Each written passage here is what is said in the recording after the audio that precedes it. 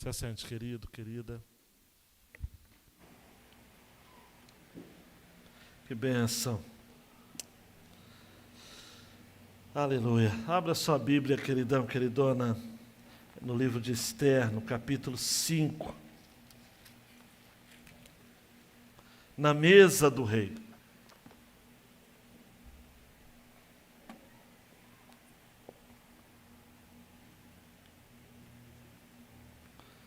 Eu segui essa imagem aqui, desse bule de café com uma xícara, para contrastar, não é? Com a mesa de açoeiro, né?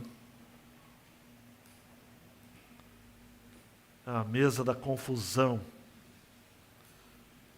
Mas a mesa de Deus é a mesa da comunhão. A mesa do açoeiro é a mesa do medo. Preste atenção aqui. Nem a mãe do rei ousava entrar na sua presença sem ser chamada. Nem a mãe. Esther sabia disso. E disse a Mardoqueu de que, segundo a lei dos medos, dos persas, se alguém se achegasse à presença do rei sem ser devidamente convidado, ou no caso dela convidada, seria morto, seria executado. E ela já disse a Mardoqueu: olha, e já tem 30 dias que ele não me chama. Um rei que tinha um harém com tantas mulheres e concubinas, e ela estava escanteada por aquele mês.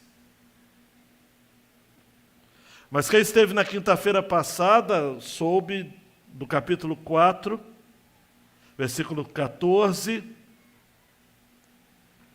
e Mardoqueu disse o seguinte: olha, se você ficar calada agora, de outro lugar virá socorro e livramento para os judeus. Mas você e a casa de seu pai perecerão. E aí Mardoqueu então diz a frase que é a mais conhecida do livro. Mas quem sabe se não foi para uma conjuntura como esta, um tempo como este, que você foi elevado à condição de rainha? Será que Deus não provocou toda uma situação? Você que tem acompanhado aqui ao longo das semanas a exposição, será, Esther, que não foi para este tempo? Deus colocou você nesta posição justamente para intermediar, interceder pelo seu povo? Daí Esther, versículos 15 e 16, pede que seja levado esta resposta: vá e reúna todos os judeus que estiverem em Suzã e jejuem por mim. Talvez, amados e amadas, nós precisamos aprender mais sobre jejum. Na última EBD, um irmão me abordou ao final da EBD e falou: pastor, como que se faz jejum? Nós precisamos aprender essa prática espiritual. O impacto disso na história do povo de Deus é incrível. E antes que você pense com seus botões que jejum é coisa do Antigo Testamento, Jesus falou sobre jejum no capítulo 5 de Mateus. Está lá, capítulo 6 de Mateus. O que ele fala é de que se você jejua, você deve lavar o seu rosto, para que ninguém perceba que você está jejuando. O jejum não pode ser uma autopromoção. Olha só como eu estou abatido. Eu estou jejuando. Mas tem que ser algo do coração. Esther aqui convoca pessoas para jejuarem por ela. Jejuem por mim. Não comam nem bebam nada durante 3 dias. Um jejum ousado. Chamaria até de um jejum bem ousado, porque não comam nem bebam nada durante 3 dias. Nem de noite, nem de dia. E antes que você pense que Esther estava liderando o movimento espiritual enquanto ela estava de boa, como diz popularmente, leia o texto. Eu e as minhas servas também jejuaremos. Depois irei falar com o rei.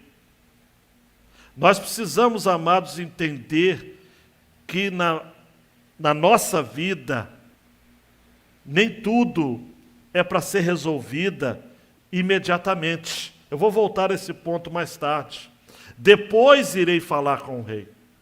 Primeiro vem a preparação espiritual. Depois vem o desafio. Há pessoas que não se preparam para tomar decisões. Há pessoas que não se preparam para lidar com determinadas realidades de guerra espiritual. São ingênuos. Confiam no braço da carne. Esther disse, olha, depois de 3 dias, eu vou falar com o rei.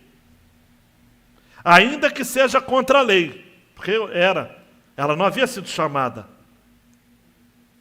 E aí Esther fala a frase que me toca profundamente.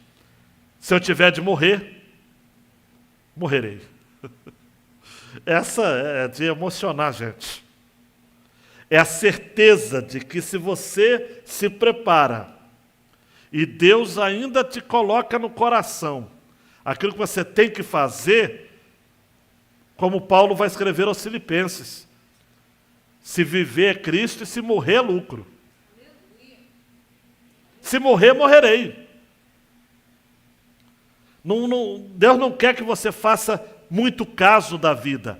Eu sei que tem um extremo, gente que faz pouco caso da vida, é um extremo.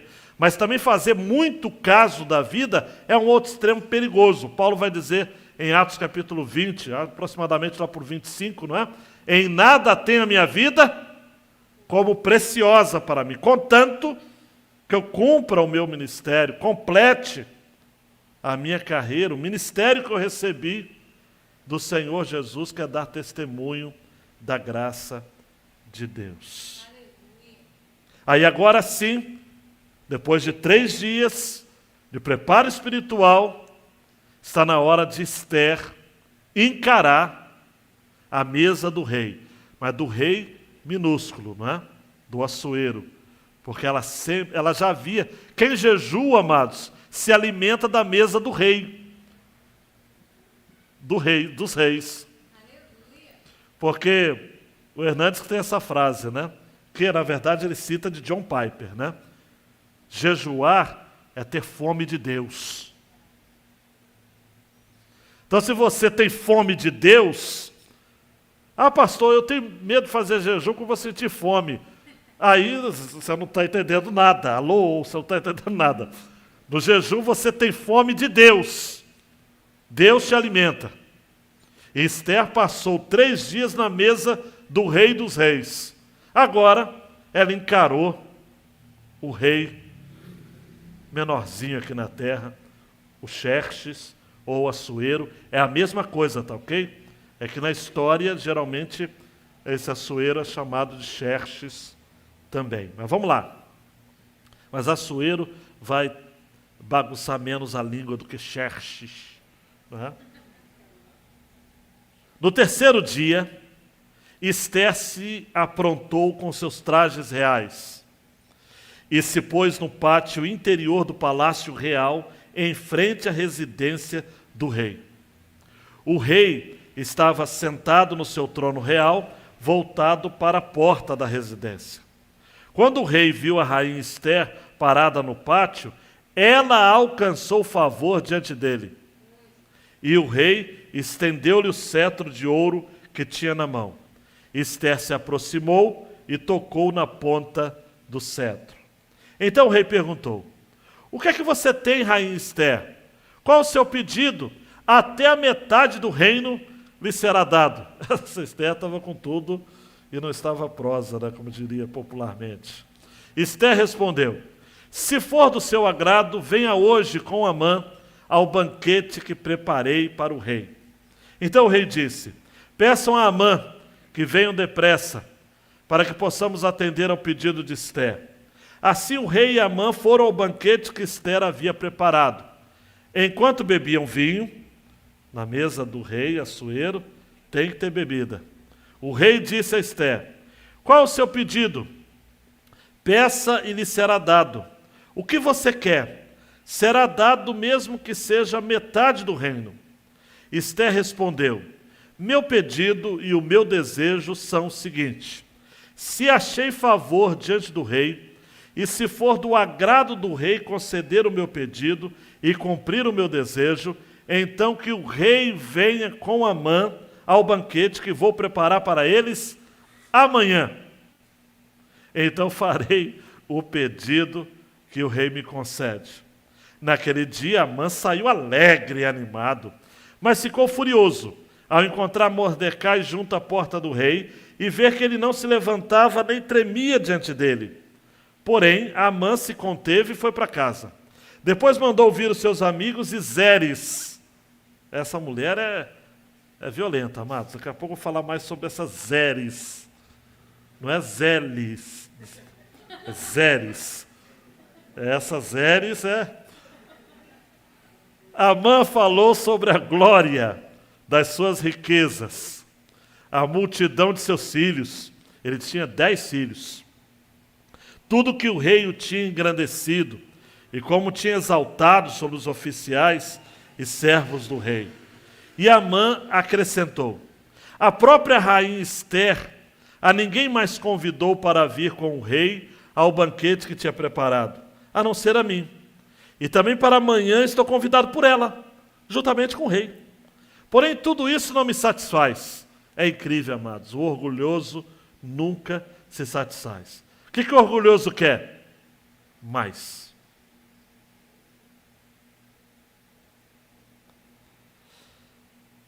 Enquanto eu vira o judeu Mordecai sentado junto à porta do rei. Então Zeres, a mulher de Amã, e todos os amigos dele disseram: mande fazer uma forca de 22 metros de altura. E pela manhã, diga ao rei que nela enforquem Mordecai. Então vá alegre com o rei ao banquete. A sugestão foi bem aceita por Amã, que mandou levantar a forca. Ore ao Senhor, diga: Deus, o que o Senhor tem para mim? Você que está em casa, não pôde estar ou está ouvindo essa mensagem outro dia, não deixe de parar, porque tem algo para você nesta noite.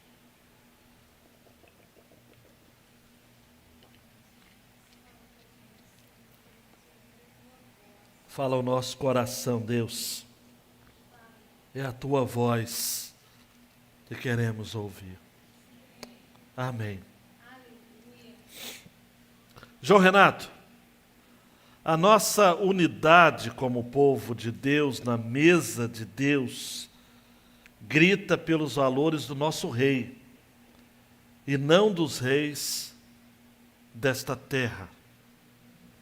Esse texto fala da unidade como povo de Deus, porque esse texto vem como resultado de 3 dias em que todos os judeus espalhados em Suzã, a capital da Pérsia, estava em oração e jejum. Esther aqui estava representando o seu povo, o povo de Deus. Nossa unidade como povo de Deus, na mesa de Deus, na intimidade de Deus, intimidade que é ter fome de Deus, intimidade que é se alimentar de Deus, grita pelos valores do nosso rei, e não dos reis dessa terra. Nesse texto nós temos 2 porções muito interessantes, Renato. Primeiro dos versos 1 a 8 é a ousadia prudente de Esther. Ela é ousada e ao mesmo tempo prudente. E versos 9 a 14, o destaque é para a presunção imprudente de Amã.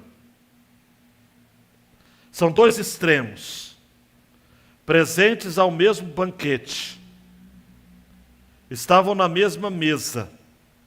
Só que Esther havia estado antes na mesa de Deus. Então ela age com prudência. Ousadia, mas prudência. Já Amã está no banquete, mas seu coração é revelado. Rui Barbosa costumava dizer o seguinte: quer conhecer um homem, dá-lhe poder. Amã se revela.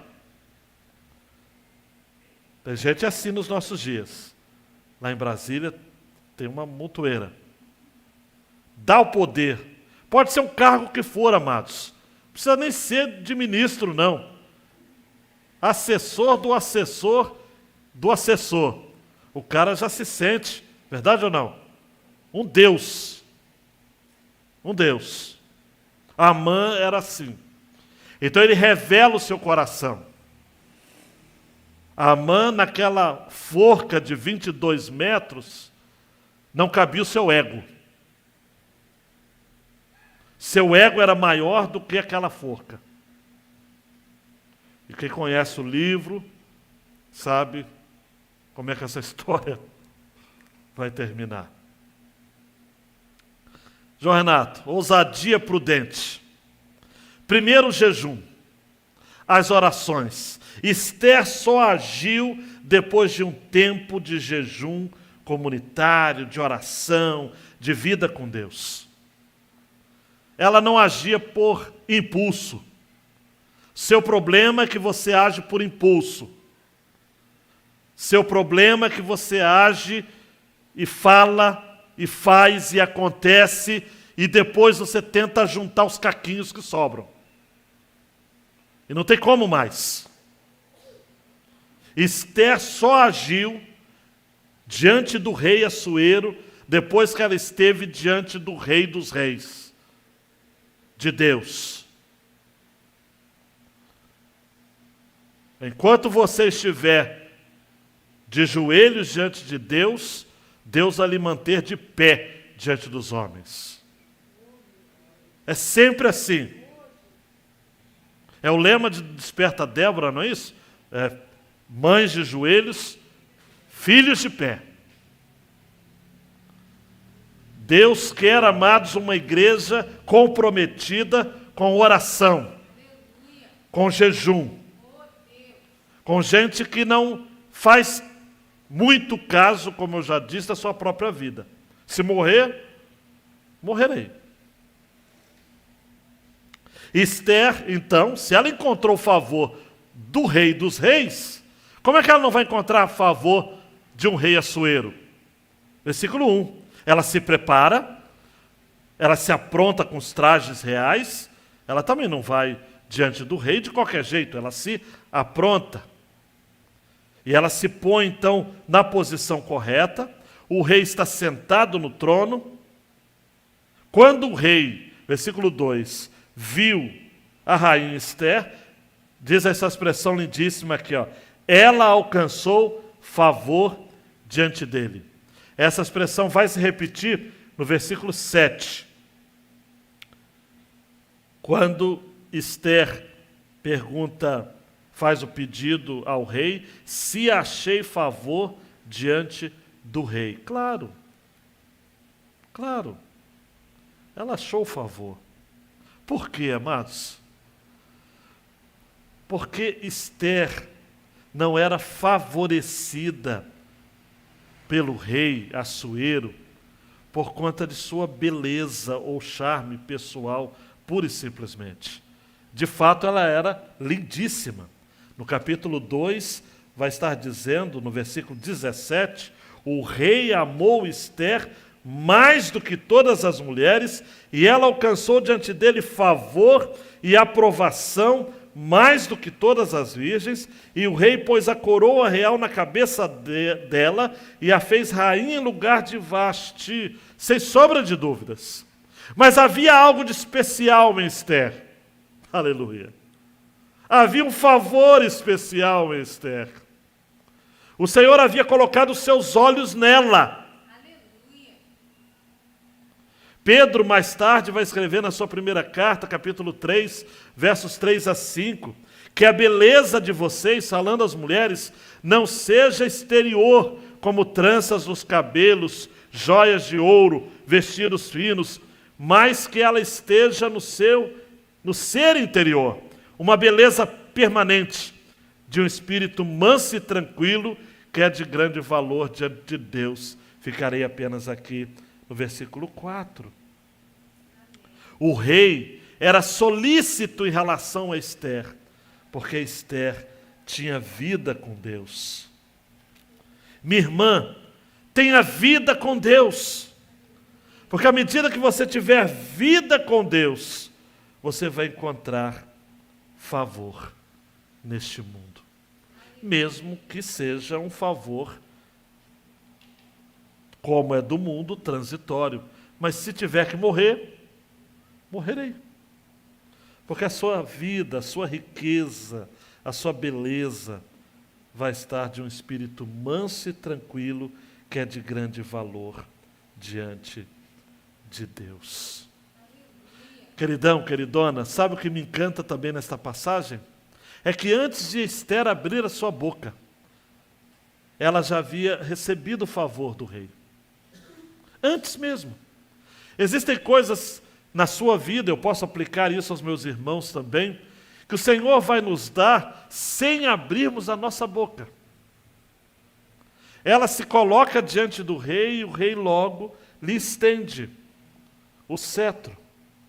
Diante do nosso rei, dos reis, ele não estende o seu cetro, mas ele estende a sua mão sobre nós. Ele está atento às nossas orações. E aí vai entrar aquele texto que eu amo, né? Se eu pudesse, eu citaria em todas as mensagens, Hebreus 4,16, é um dos meus textos prediletos. Portanto, aproximemo-nos do trono da graça com confiança, a fim de recebermos misericórdia e encontrarmos graça para ajuda em momento oportuno. Amém. Sempre vamos encontrar graça diante de Deus no momento oportuno.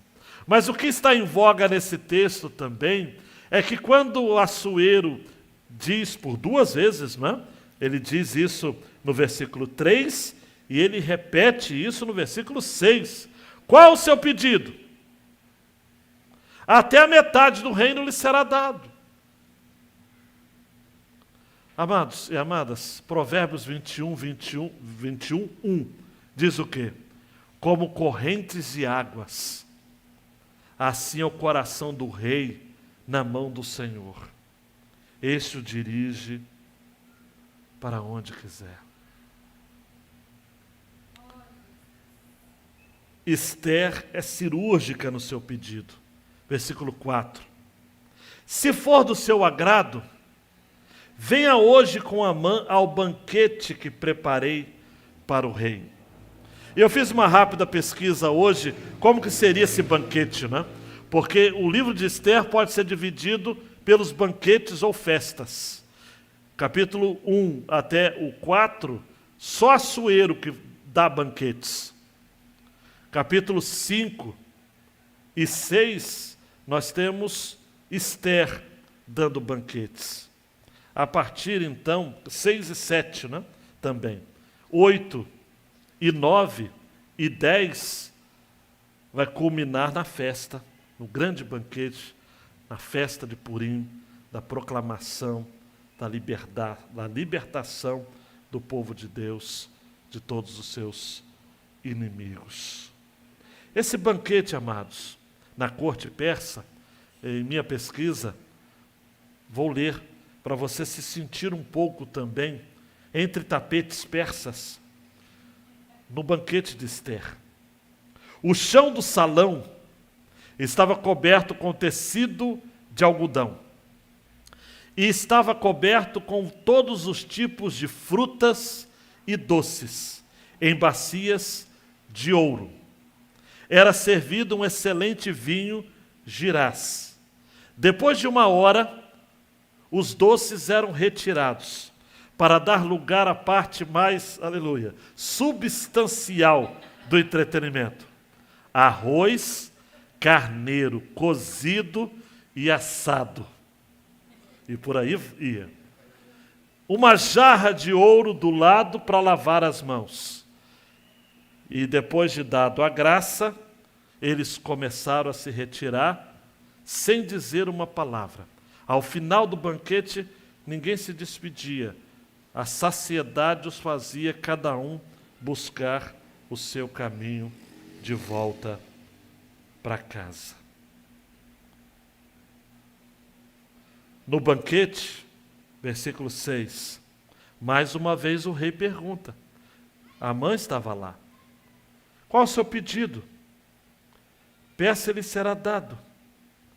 O que você quer? Será dado mesmo que seja a metade do reino. Versículo 7. Ester respondeu, meu pedido e meu desejo são os seguintes. 8. Se achei favor diante do rei, e se for do agrado do rei conceder o meu pedido e cumprir o meu desejo, então que o rei venha com Amã, ao banquete que vou preparar para eles amanhã. Então farei o pedido que o rei me concede. Olhe para mim aqui. Por que Ester pediu para que o rei chamasse Amã, e nesse banquete que eu já citei para você como era, na corte persa, o rei mais uma vez diz, olha, pede o que você quer. Fala o seguinte, olha, se for do seu agrado, que Amã venha para o banquete que eu vou preparar, um outro banquete, amanhã. Por quê? Amado, se fosse eu ou você que está aqui, vamos admitir, a gente resolveria tudo agora. O negócio é o seguinte, esse Amã é uma cobra. Mas, gente, por quê? Calma. Espera o tempo. Nada de precipitação. Ester precisava ser, João Renato, João Marcos, Edinho, prudente. Jesus nos ensina em Mateus 10,16, eis que eu os envio como ovelhas para o meio de lobos.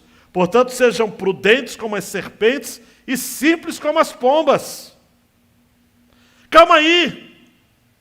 Não, eu tenho que ter essa conversa agora. Eu ia falar das mulheres, mas tem homens que agem assim também. Não é questão de gênero. Quer resolver a coisa de qualquer jeito. Calma. Ô rei, amanhã. Tem coisa que pode ser feita amanhã. Eu sei que alguns aqui estão pensando, pastor, mas é aquele ditado que diz, não deixe para amanhã o que você pode fazer hoje. O que pode fazer hoje, mas tem coisa que é para fazer amanhã. É diferente do faraó, lá de Êxodo. Não é? Quando que o senhor quer que as rãs vão embora? Amanhã. Aí é loucura, é faraó. É faraó, igual Açoeiro, da mesma raça.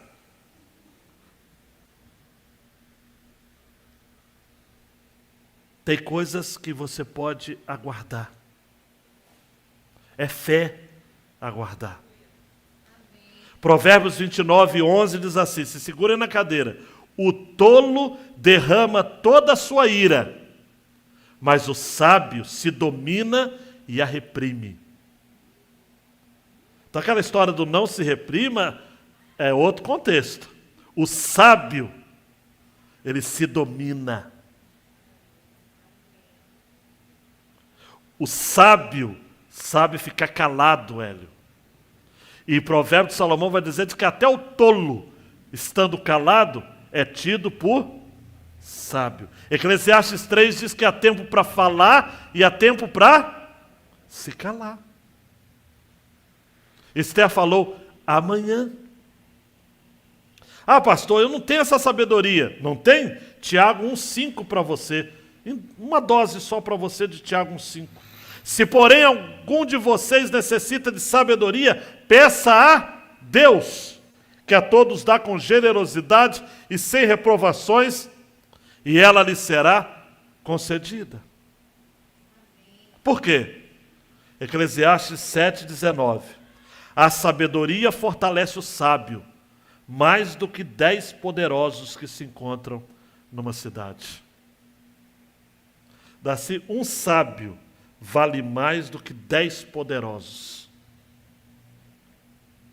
Um sábio. Amanhã. E aí, João Renato, o Amã aqui é o presunçoso, é o imprudente. Versículo 9 diz que ele sai alegre e animado, claro. Ele se acha o cara. Ele se acha o cara. Ele se acha o bambambam. Ele, mais uma vez, ele já estava acostumado a beber com o rei, né? O capítulo 3 vai terminar dizendo que o rei Assuero e Amã se assentaram para beber. Mas agora ele tem o favor também da rainha Ester. E nem passa pela cabeça do endiabrado Amã que Ester era judia, era do povo de Deus, o povo que ele queria aniquilar. Olha só o que Deus tem um senso de humor formidável. Ele havia levado o rei a assinar aquele decreto. Está lembrado? Eu preciso relembrar. Quanto tempo demoraria para chegar o dia em que em todas as 127 províncias da Pérsia, os judeus seriam mortos? Um genocídio. 1 ano. O mês de Adar, que corresponde aos nossos meses de janeiro, de fevereiro e março. E agora, Ester está com a incumbência de defender o seu povo. Ela é a única que pode fazer algo, porque ela está na corte. Ela é desfruta do favor do rei. Você acha que você tem esse cargo no seu trabalho por quê? Porque Deus lhe colocou ali. Se não for da vontade, ele tira. Por isso não se acha muito bonzinho, nem bonzão ou bonzona, não. É Deus. Deus. Não importa se você lava o banheiro, não importa se você é secretária, não importa se você é gerente, não importa se você é diretora, não importa se você atende pessoas, se você é uma estagiária, a posição não importa. O que importa é que Deus lhe colocou ali. Está fazendo a comida do patrão, Deus lhe colocou ali. Ele não vale nada, ele é um Amã, mas Deus lhe colocou ali. E não há Amã, amados, que destrua o povo de Deus sem a permissão de Deus. Ele sai alegre, mas o versículo 9 diz que ele fica furioso quando ele encontra quem? Mordecai. Que Mordecai está ali, não se levantava, nem tremia diante dele, porque Mordecai tinha um compromisso com o Senhor. E amados, quem é fiel a Deus desperta ciúmes, invejas e perseguição. Um homem e uma mulher que não se dobra diante dos poderosos dessa terra, um homem que é inquebrável nos seus valores, um homem que é homem de Deus, que é mulher de Deus, sempre vai causar reações nos Amãs da vida. O texto diz que Amã fica revoltado, furioso. Versículo 9, no hebraico, furioso aqui, é arder em fogo. Ele fica com calor, com febre. No hebraico, rasteiro é peçonha, é veneno. Ele fica com ira ardente, uma ira venenosa. Mas ele vai para casa. Diz o texto que ele se reprime, se conteve e vai para casa. Lá, amados, ele encontra os amigos, né? Esses amigos são os primeiros que chegam, são os primeiros que chegam quando o cara está bem, e são os primeiros que saem quando a coisa dá ruim. Os amigos de Amã. É igual amigo de copo, é igual amigo de quando você está com dinheiro para gastar com eles, está com saúde, são seus amigos. E Amã então chega em casa todo orgulhoso, e a palavra de Deus não nos deixa mentir. Diz que a soberba precede a queda. Orgulho precede a queda. E ele começa a falar sobre a glória das suas riquezas. Versículo 1. Me faz lembrar Nabucodonosor, lá em Daniel. Olha só o que eu fiz. Olha só o meu palácio. Olha só a minha glória. Amã falou sobre a glória das suas riquezas. Ele falou, olha só como eu sou. Deve ter olhado para o espelho e falou o seguinte, você é demais. Você é o Amã, o poderoso, o primeiro-ministro. Abaixo do açoeiro é você que manda. E cá para nós, você até influencia, porque você ditou o decreto, você escreveu o decreto. Outra coisa, olha para mim, quem tinha o anel do sinete do rei? Amã. Ele fala sobre a sua glória, ele fala sobre os seus filhos, ele fala sobre a sua riqueza, tudo que o rei tinha engrandecido. Ele fala o seguinte, olha, versículo 12, a própria rainha Esther a ninguém mais convidou. Você acha que ele chamou outras pessoas? Não, chamou a mim. Ela me convidou. O banquete foi preparado para mim. E outra coisa, Zeres, amanhã estou convidado de novo. Aí Zeres deve ter ficado todo, meu Deus do céu, esse homem é demais, meu Deus do céu. Mas aí, amados, o homem soberbo, por exemplo, perguntaram para o John Rockefeller, foi o primeiro homem a ficar milionário nos Estados Unidos. Perguntaram para ele, quanto será o suficiente? Ele falou, um pouco mais. Sempre um pouco mais. O cara que quer dinheiro, que quer poder, ele sempre quer mais. Está aí a reeleição que não me deixa enganar, né? O cara quer mais, o cara já chega já pensando no outro mandato. Eu quero poder, eu quero influência. Mas, amados, ele era insatisfeito, porque ele queria mais. Ele falou o seguinte, não me satisfaz enquanto eu vir o judeu Mordecai sentado junto à porta do rei. Eu quero acabar com esse homem. Ah, mas olha para mim, olha que loucura. Todos se ajoelhavam para ele, da Pérsia. Todos. A Pérsia, para quem não sabe, é o Irã hoje.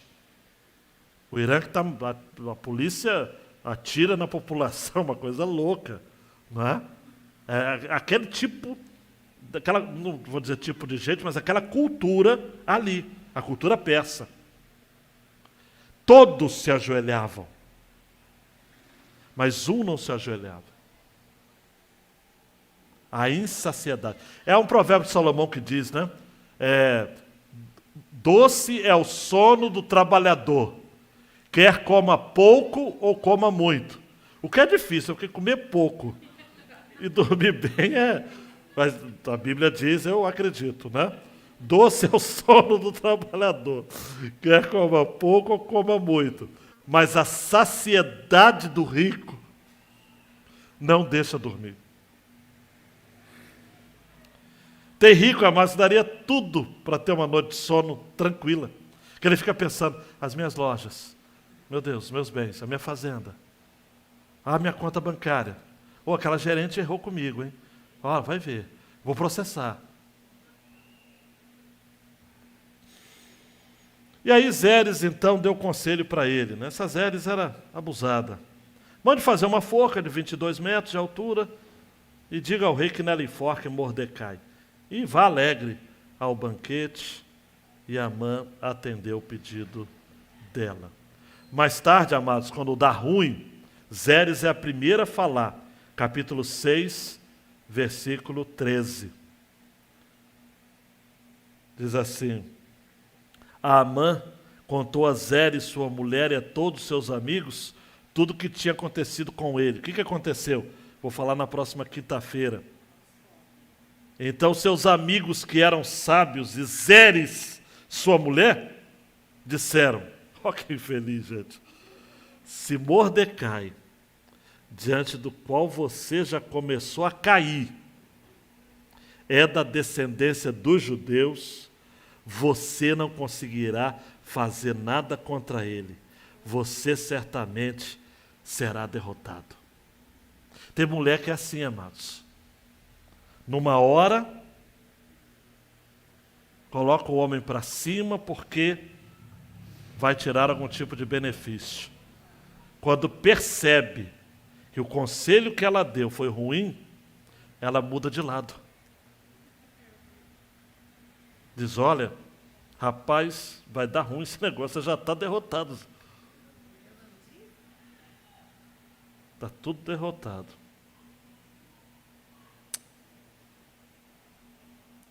O ego de Amã era inflado. Tim Keller vai dizer, num dos seus livros, O Ego Transformado, que o ego busca algo que lhe dê senso de valor, de singularidade e de propósito. E nisso ele se apoia, ou nele se apoia. E na tentativa de preencher o vazio e lidar com o seu desconforto, o ego vive se comparando com outras pessoas. E ele faz isso o tempo todo.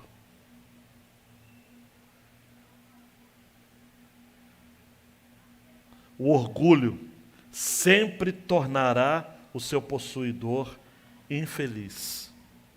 Amã era possuidor de imensas riquezas, glória e honra. Era o favorito do rei, mas ao mesmo tempo ele era miserável, porque ele não poderia receber a homenagem daquele homem a quem seu coração desprezava. Cuidado com seu coração, tá ok? Provérbio 4,16 vai dizer, os maus não dormem se não fizerem o mal. O sono foge deles se não fizerem alguém tropeçar. E a gente vai ficar por aqui, para quinta-feira tem mais. Mas eu quero deixar 2 lições, João Renato, para o nosso povo nesta noite, para a gente ir para casa pensando. Primeiro, nós temos de respeitar os processos, amados e amadas. Na mesa do rei, nem tudo deve ser resolvido imediatamente. Já falei isso, mas é importante a gente repetir. Há um processo. Calma aí. Cenas dos próximos capítulos. Deixa passar a ira do seu coração antes de tentar resolver a questão. Vamos serenar os ânimos. Vamos buscar a paz. No que depender de vós, tenha paz com todos. Com todos. E segundo, se não desarmarmos nosso coração na mesa do rei, corremos o risco de sermos construtores de forcas, ao invés de pontes. Olhe para mim, amados, tem gente que toda noite constrói uma forca de 22 metros. Vive construindo forcas. E Amã se viu, num futuro bem breve, aquela forca que ele havia preparado para Mardoqueu foi sob medida para ele. Cuidado. Eu termino essa mensagem falando da mesa do Senhor, da mesa do Rei Jesus. Em Mateus 26, e outros evangelistas também vai estar falando, Mateus, Marcos, Lucas, João, na semana que Jesus antecedeu a crucificação. Na versão de Mateus, Jesus pega o pão, abençoa, parte e dá aos discípulos. E diz, tomem, comam, isto é o meu corpo. Depois Jesus pega um cálice e tendo dado graças, dá aos seus discípulos e diz, bebam todos, porque esse é o meu sangue. Ao invés de construir forca, Jesus nos ensina a construir pontes. Jesus nos ensina a nos aproximarmos das pessoas, a não desejarmos o mal no coração, a não permitir que o nosso coração seja um reservatório de ódio, de ressentimentos. Vingança é um prato que se come frio. E tem gente que faz isso a vida inteira. Ontem alguém nos ofereceu um caldo verde. A gente tem que comer aos poucos.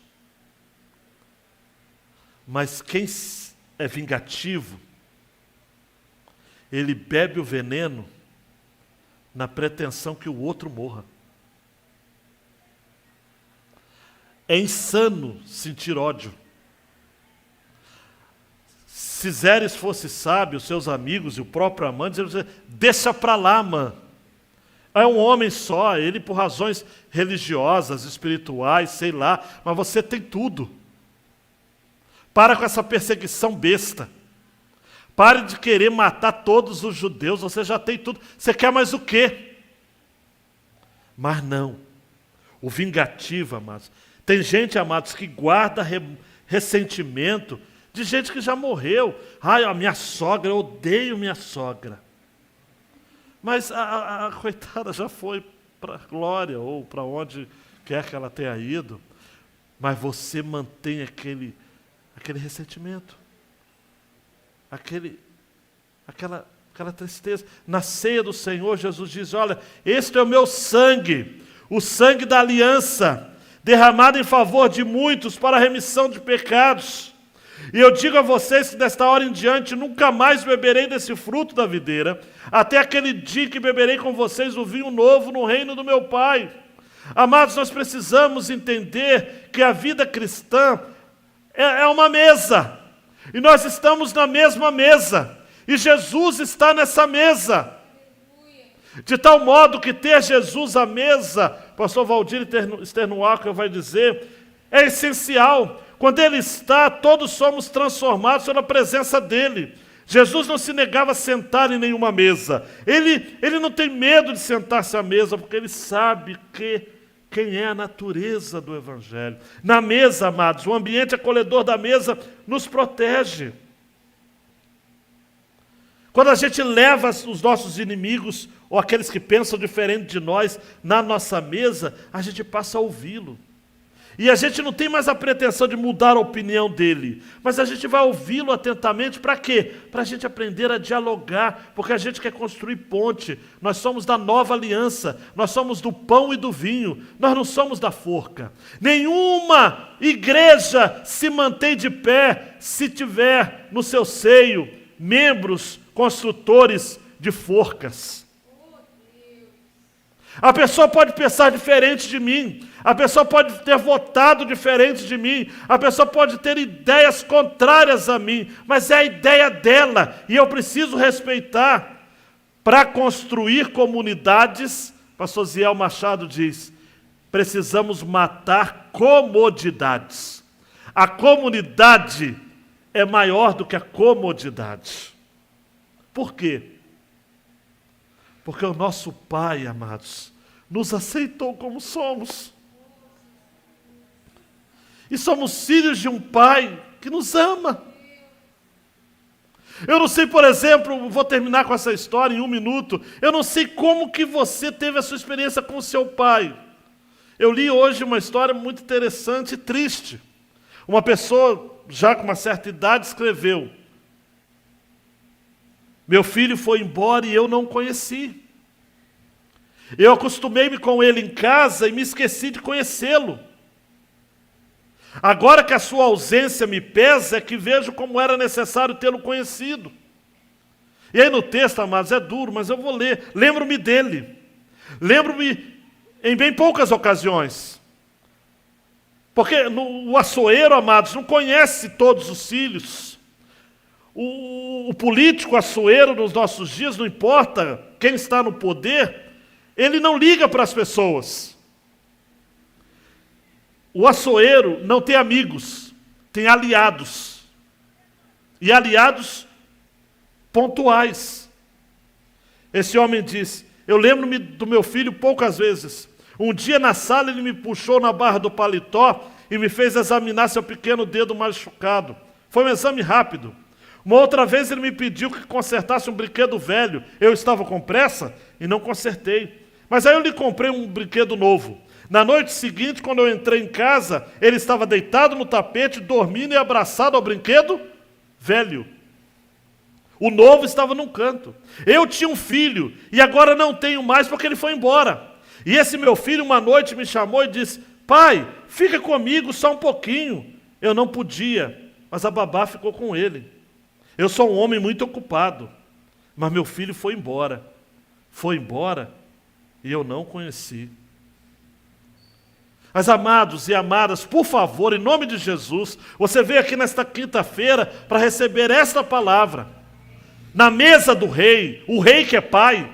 Ei, João Renato, solta essa última tela. O rei que é pai, a nossa unidade como povo de Deus, na mesa de Deus, grita com valores desse rei, e não dos reis deste mundo.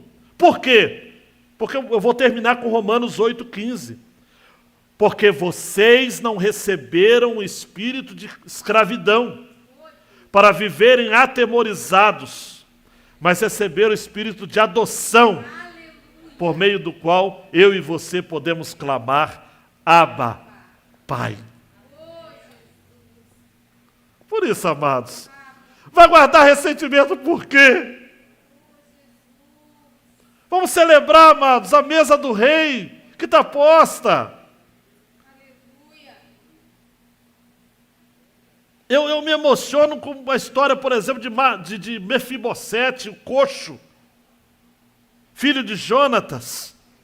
Davi pergunta no reino: há alguém que eu possa fazer justiça? Jonatas era meu amigo. E fala o seguinte: tem um sujeito que está lá em Lodebar, só que ele é coxo. Davi falou: traz para minha casa, porque de agora em diante esse cidadão vai sentar na mesa comigo. Aí olha para mim, amados, eu prometo que eu estou terminando. Por que na mesa do rei, Mefibosete não era tido como coxo? Porque qual é a única posição que um homem normal de pernas fica no mesmo nível de um coxo? Quando ele está sentado. Eu e você somos Mefibosetes, coxos, errantes, miseráveis. Mas na mesa do rei a gente está sentado. Estamos no mesmo nível do rei Jesus, que nos acolhe, que nos recebe na sua mesa, sempre. Agora, tira esse espírito de Amã, repreenda no nome de Jesus, do seu coração. Cuidado com a forca. Deixa esse negócio de forca para lá. Porque você conhece a história e sabe que deu ruim para Amã. Vamos abraçar.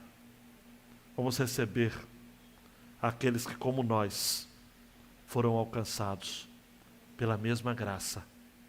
A graça do Rei. Deus, obrigado por essa palavra. Teu povo veio aqui por conta dela. E sai daqui alimentado por conta dela. O mundo que a gente está vivendo está difícil, ó Pai, está difícil, está difícil. É tanta intriga, é tanta gente que vai fazer tudo para o governo dar errado. Se fosse outro, haveria um outro grupo fazendo tudo para dar errado. É sempre assim, ó Pai. E a gente vive nesse caldeirão de influências, onde elegemos um Assuero e o outro ficou. E poderia ser vice-versa, que seria o mesmo veredito. A sobrevivência do povo de Deus depende de Deus. E de pessoas que o Senhor vai usar ao longo da história, como nós, como usou Mardoqueu e Esther, para fazer a diferença. Mas sempre com a bênção do rei, com o favor do rei, dos reis. Deus, obrigado por essa palavra. É encantadora. E obrigado por ter nos aceitado na sua mesa, na mesa do Rei. No nome de Jesus. Amém e amém. Ore silenciosamente, louvando e engrandecendo o nome do Senhor Jesus.